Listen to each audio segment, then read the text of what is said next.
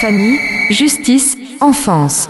Bonjour et bienvenue sur Famille, Justice, Enfance, sur RLP 102.3, un direct toujours ce soir, un direct depuis Coulommiers-Chamiers, depuis Périgueux, avec ce soir Coralie Mollet. Coralie, bonjour. Bonjour, monsieur Lambert. Bonjour, Stéphane, s'il vous plaît. Vous allez me faire me sentir très très vieux tout d'un coup, là, mon Dieu, au secours. Bon, donc Coralie Mollet, qui est psychologue, toujours, donc on fait notre série de psychologues locales, mais vous allez voir, il y a du contenu, il y a des choses à aller regarder. Coralie, pouvez-vous nous dire un petit peu qui vous êtes, quel est votre métier, qu'est-ce qui vous a amené à faire ce métier, enfin, qui est Coralie Mollet aujourd'hui, dites-nous. Donc je suis Coralie Mollet, je suis psychologue clinicienne, effectivement. Donc j'ai été formée à l'université de Toulouse, à l'université Jean Jaurès. C'est un petit peu la curiosité de la psychologie qui m'a amenée à étudier la psychologie. C'était volontaire. C'était volontaire. C'était pas pour régler quelque chose de personnel, mais vraiment pour aller comprendre les autres. Non, du tout. Ça partait pas du tout de là. C'était qu'est-ce qui pourra me plaire à travers la chance de pouvoir faire des études. C'est la psychologie qui ressortait parmi. Vous avez aimé faire ça. Tous ça se les voit, choix. Là, quand vous en parlez, c'est un truc que vous avez aimé. Ça. J'ai beaucoup aimé étudier et j'apprécie et vous aimez toujours continuer de me former, d'étudier. C'est Bien quelque sûr. chose qui m'anime beaucoup en tout cas. D'accord. Donc un Master 2. Un Master 2 en psychologie clinique, psychopathologie et psychologie de la santé, effectivement. D'accord. Et avec une spécialisation donc, en gérontologie, donc la psychologie du vieillissement. D'accord. Et aujourd'hui, en fait, vous venez nous voir, parce que, à ma demande d'ailleurs, parce qu'on va parler aujourd'hui du couple. On va parler du couple. On va parler du couple. Quels sont les principes, les fonctionnements, les modes de fonctionnement de l'humain pour se mettre en couple, pour en rester, parfois pour ne plus y être. Voilà. Donc, on va regarder tout ça. Donc, comment on fait couple ? Ça se passe comment ? C'est de la chimie, là ? C'est quoi ? C'est de la magie ? Qu'est-ce que c'est ? Ah, c'est magique, effectivement, magique. de faire couple. En tout cas, ça passe avant tout par une rencontre. Oui. Rencontrer l'autre et tout ce qui se joue de quand on rencontre l'autre, tout ce que l'on peut éprouver, ressentir et tout ce qu'on peut effectivement, à travers l'autre, percevoir aussi, qui fait qu'on se sent bien. Je crois que c'est avant tout ça, faire couple, dans un premier temps en tout cas. Et puis ensuite, c'est savoir comment on évolue ensemble et comment on va faire en sorte que le challenge de rester ensemble, si on le souhaite en tout cas, ça va fonctionner. Parce que qu'est-ce qui se joue du lien que l'on crée l'un à l'autre ? Bien sûr, et justement, comment on crée ce lien ? Comment est-ce qu'on arrive à accepter que quelqu'un rentre dans notre sphère intime, que normalement on ne dévoile pas à tout le monde, On a naturellement une espèce de carapace, avec des épines, des flèches, des arcs, des couteaux et tout. Alors effectivement, cette carapace, elle est un petit peu différente pour chacun d'entre nous et plus ou moins prononcée en fonction de ce qu'on a vécu par le passé. Exact. Et tout d'un coup, quelqu'un se met de l'autre côté de la carapace, là où on est vulnérable et on laisse rentrer. Alors pas toujours, effectivement. Pas toujours. C'est Alors. tous les enjeux et toute la difficulté. En fonction de ce que la personne va avoir rencontré par son passé, cette carapace, elle est parfois difficile à franchir. Et c'est même souvent aussi pour les personnes que je peux rencontrer dans le cadre de ma pratique, ce qui va un petit peu mettre à mal Oui, parce que le couple. vous êtes en libéral, vous avez un cabinet, vous êtes en libéral. Oui, je suis à la fois salariée et libérale, effectivement, sur Périgueux et aux alentours. Et effectivement, cette carapace, ça va parfois poser problème parce qu'on n'accepte pas toujours que l'autre aille de l'autre côté de cette carapace, ou en tout cas, cette résistance, elle est aussi importante pour la personne car elle peut la protéger de ce qu'elle a vécu par le passé. Et pour pas que ça recommence. Donc tout le travail, c'est aussi effectivement de laisser la place à l'autre pour pouvoir faire couple. En tout cas, quand il y a eu des traumas ou quand il y a effectivement de la résistance de par notre système d'attachement aussi, en fonction de ce que l'on a pu vivre dans notre système familial ou bien même sur des précédentes rencontres ou bien dans d'autres systèmes. En tout cas, ça peut être à l'école ou bien chez la nourrice, je ne sais pas. Dans tous les systèmes que l'enfant a pu rencontrer, en tout cas, le système d'attachement, si j'ai bien compris, ça commence très tôt. Ah, ça commence très tôt, effectivement. Ça commence dès la naissance et puis... même parfois un peu avant, d'ailleurs. Oui, même parfois un peu avant, effectivement. Ça peut commencer, effectivement, avant. Ça, c'est le cas. En tout cas, c'est comment on accueille l'enfant et comment on lui donne... comment on va répondre à tout ce dont il a besoin pour pouvoir se sentir sécure.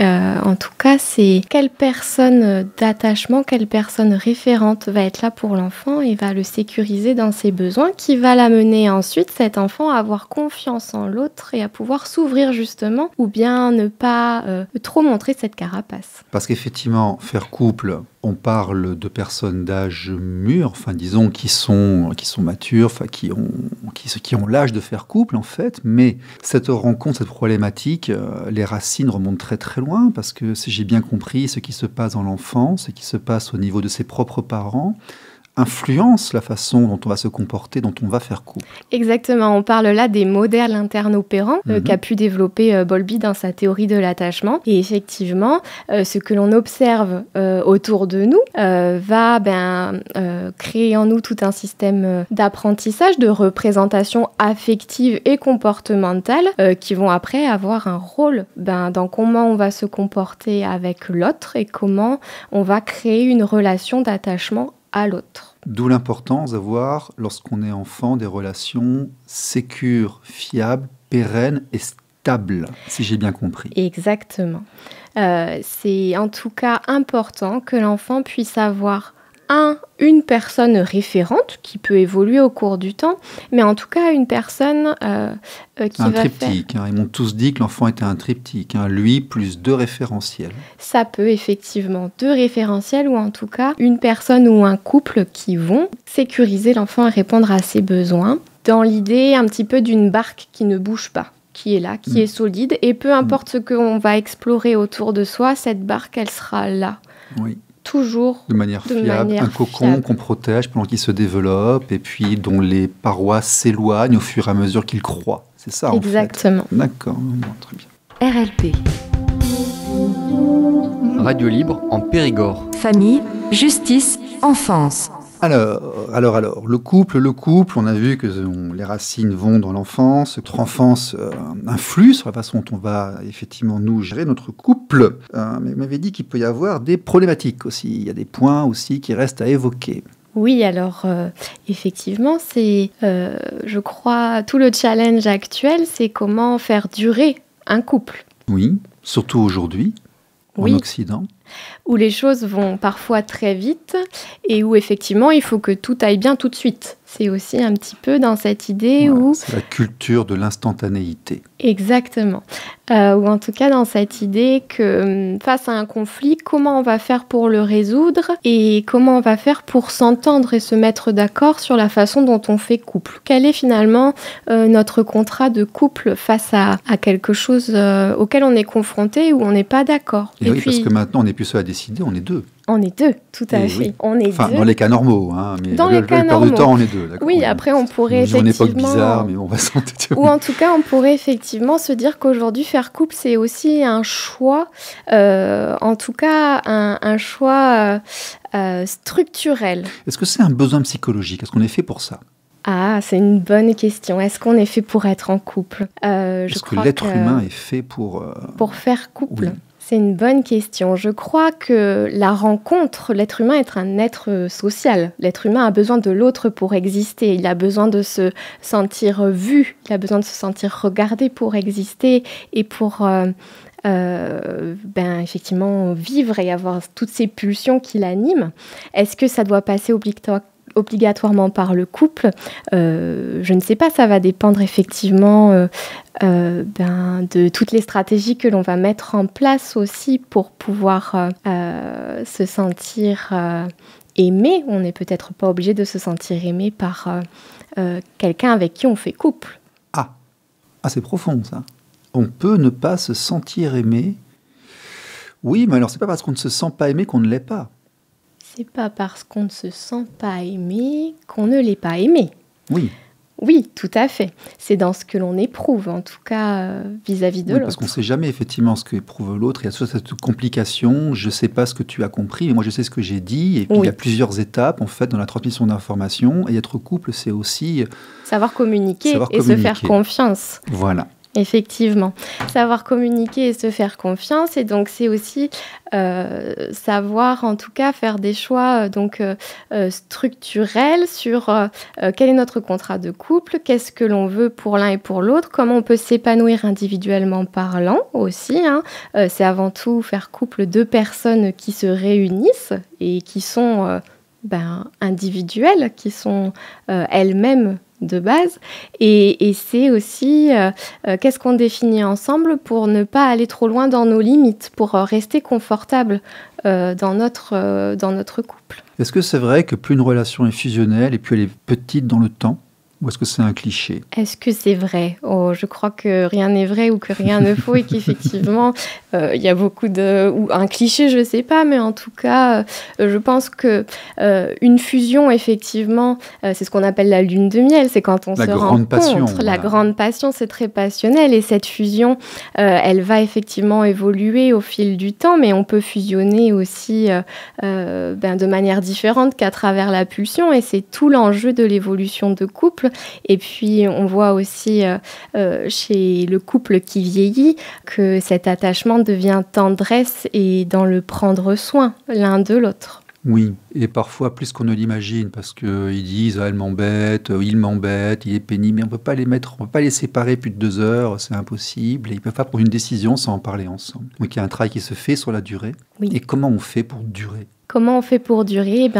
On communique. On prend en compte les besoins de l'un et de l'autre. On va aussi prêter attention, je crois, au développement, à l'évolution, parce qu'on change au fur et à mesure du temps, en fonction de nos expériences de vie. Et je pense qu'un couple, c'est aussi sur une durée, et une personne qu'on va rencontrer à un moment donné ne sera peut-être plus la même de par les expériences de vie qu'elle va rencontrer. Nous évoluons tous. Nous évoluons tous. Et c'est comment on va aussi continuellement s'adapter de cette évolution de l'autre. Est-ce que c'est pas préférable parfois de connaître les gens depuis longtemps? Est-ce que ces enfants qui se sont rencontrés à l'école, qui se marient après, donc qui se sont vus grandir, n'ont pas une meilleure connaissance l'un de l'autre que les rencontres instantanées qu'on voit parfois avec des... Je me demandais, moi, si ces gens ce brassage de population qui bougeait beaucoup plus, c'est plutôt l'instantanéité, n'était pas une espèce d'explication du taux de divorce qu'on avait en Occident?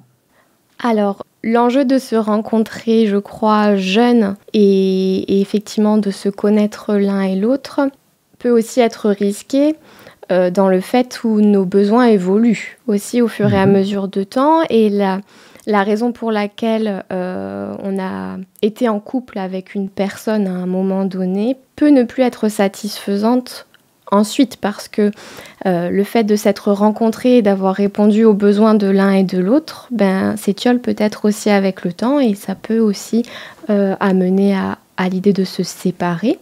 Je crois aussi que peu importe le moment où on rencontre un individu ou une personne, et peu importe l'âge finalement, on apprend à se connaître aussi de nos expériences passées, et on va s'enrichir de ça l'un et l'autre pour pouvoir aussi mieux se connaître dans notre système d'attachement et dans ce dont on a besoin pour l'avenir ensemble également.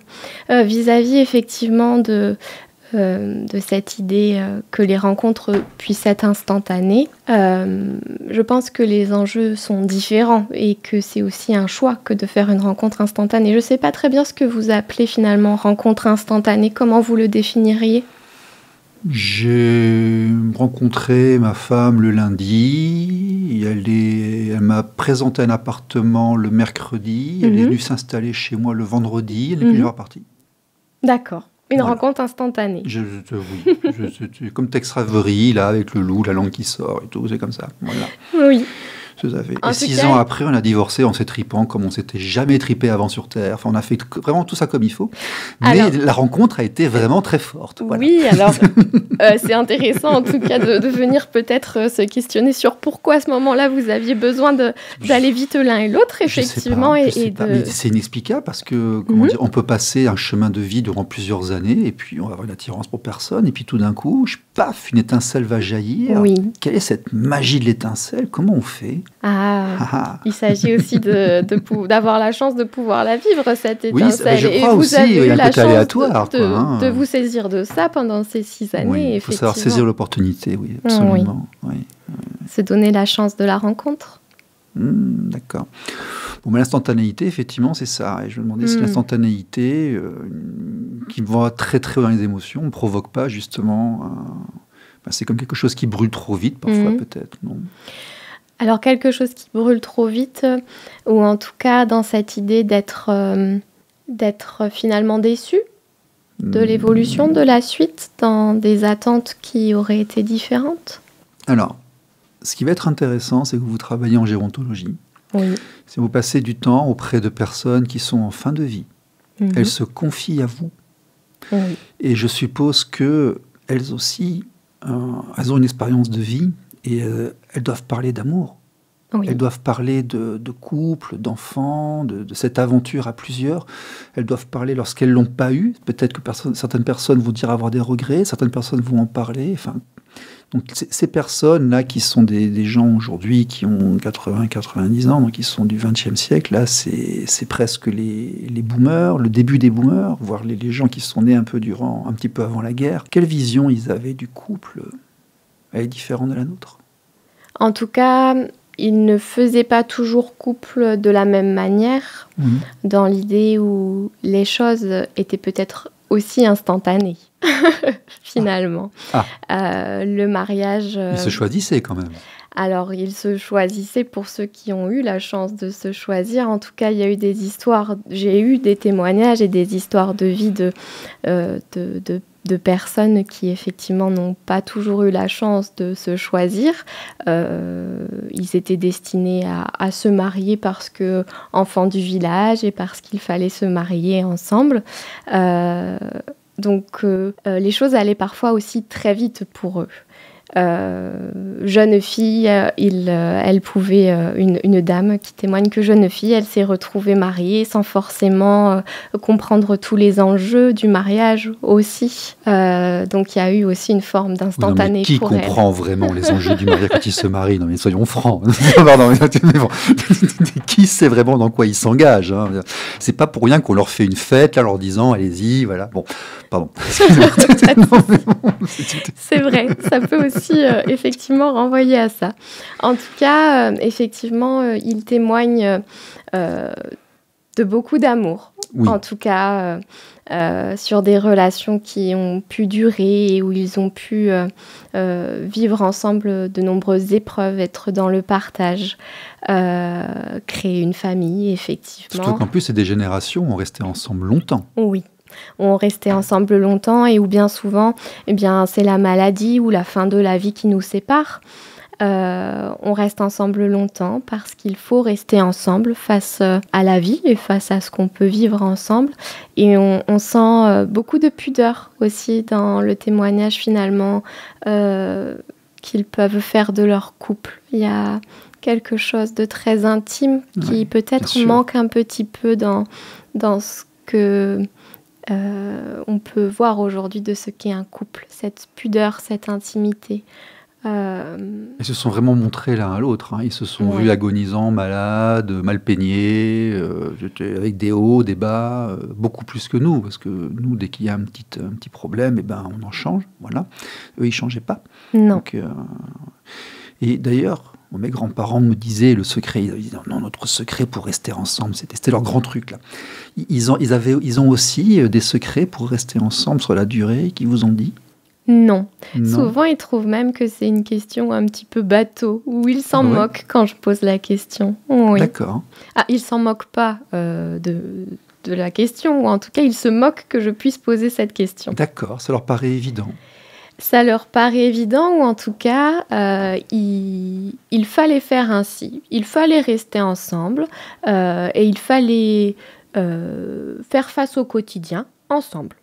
D'accord, il y avait une notion d'obligation. Pas forcément d'obligation. De pression sociale. Non plus. Ou peut-être parfois, effectivement, mais dans les situations auxquelles je pense, c'était l'idée qu'on ne remettait pas en question l'idée d'être ensemble.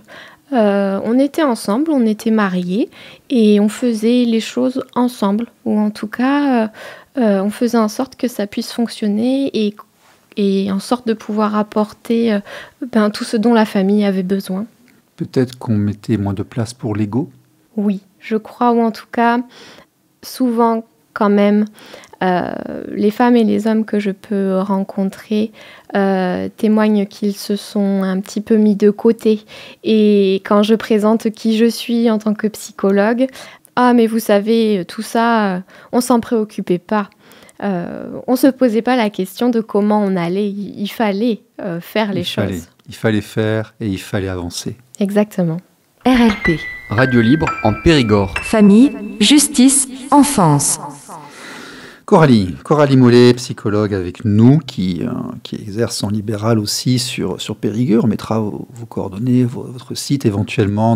Il y aura un podcast YouTube, ne le manquez pas, likez la vidéo, tout ça et autres. Dites-moi, puisqu'on parle du couple, là, donc vous l'avez étudié, je pense, à l'école. Sociologiquement, vous l'étudiez en EHPAD auprès des personnes en fin de vie qui vous en parlent beaucoup.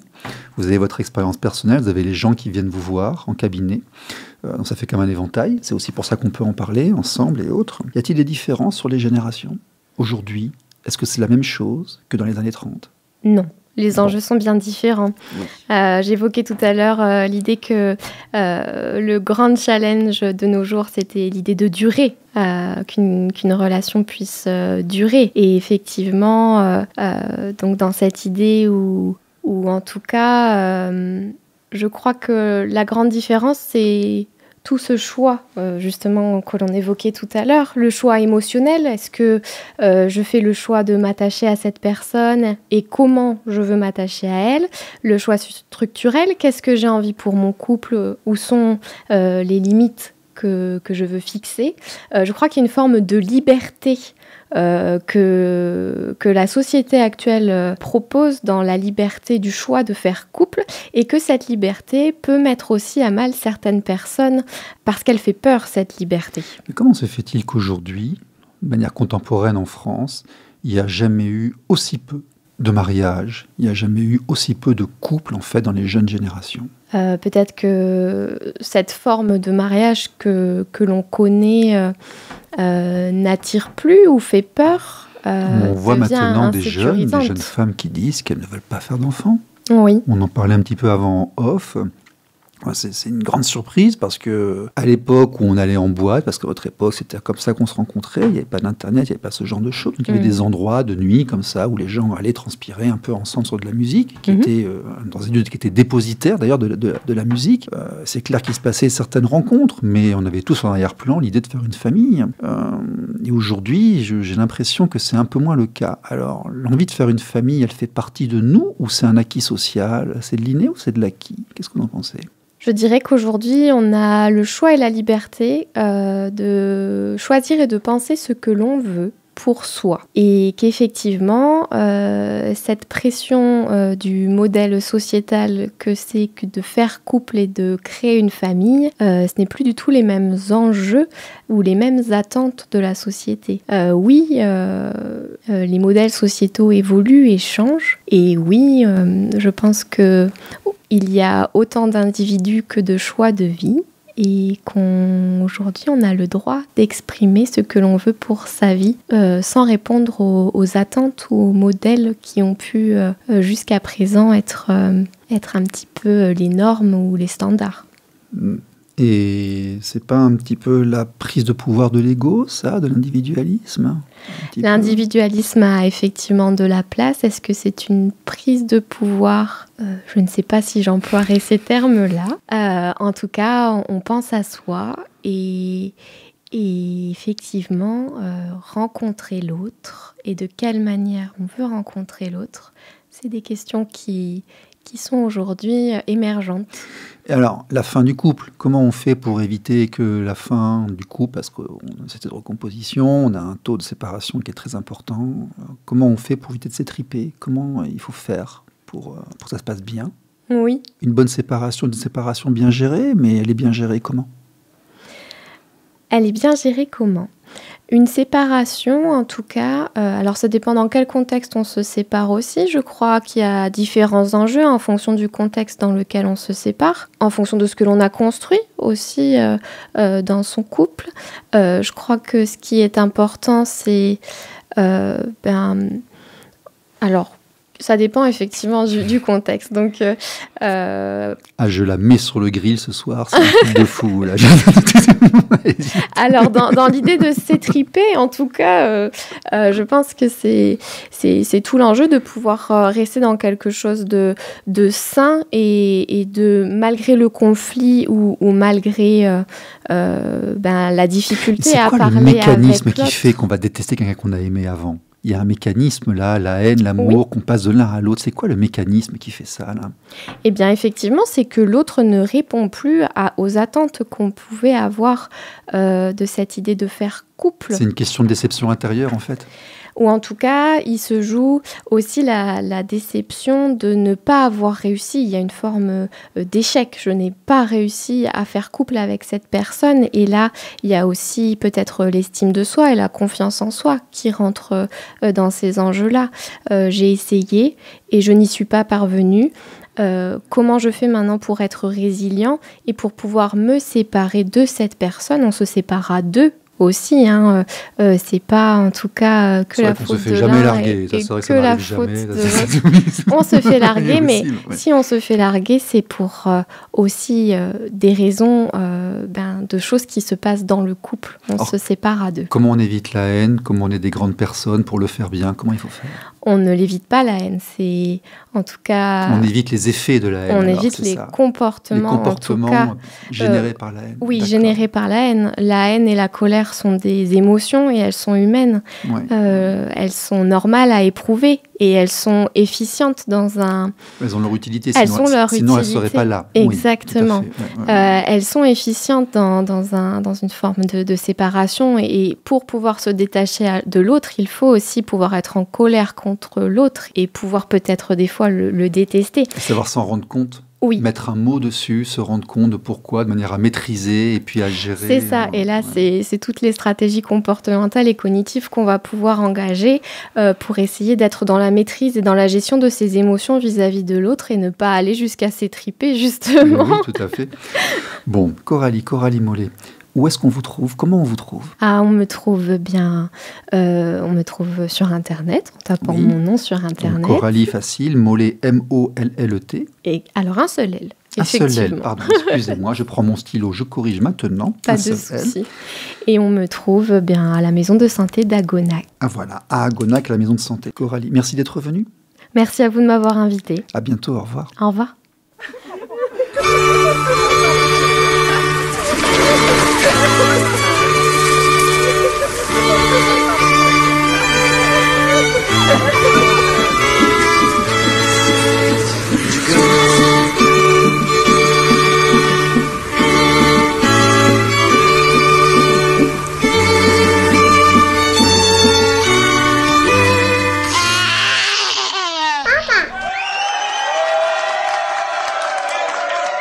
Famille, justice, enfance.